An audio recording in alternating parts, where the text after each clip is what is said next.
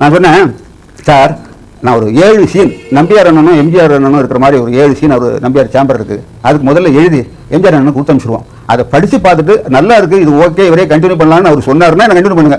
அப்படி இல்லை இது நல்லா இல்லைன்னு சொன்னால் நீங்கள் பெரிய எழுத்தாளர் யாராவது போட்டுங்க அப்படின்னு சொல்லிட்டு சொன்னாலும் சரி எழுது பண்ணிட்டாரு. ஒரு ஹோட்டல் ரூம் 2 நாள் கண்டினியூ பண்ணி 7 சீன் எழுதிட்டேன்.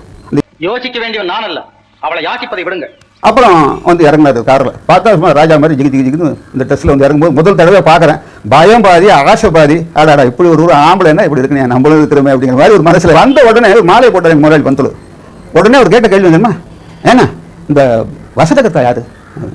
மதம் கொண்ட யானை என்ன செய்யும் தெரியுமா?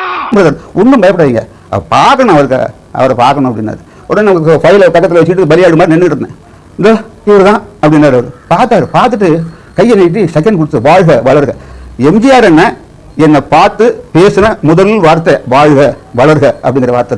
இனம் கொண்ட சிங்கத்திடம் தோற்று ஓடும்.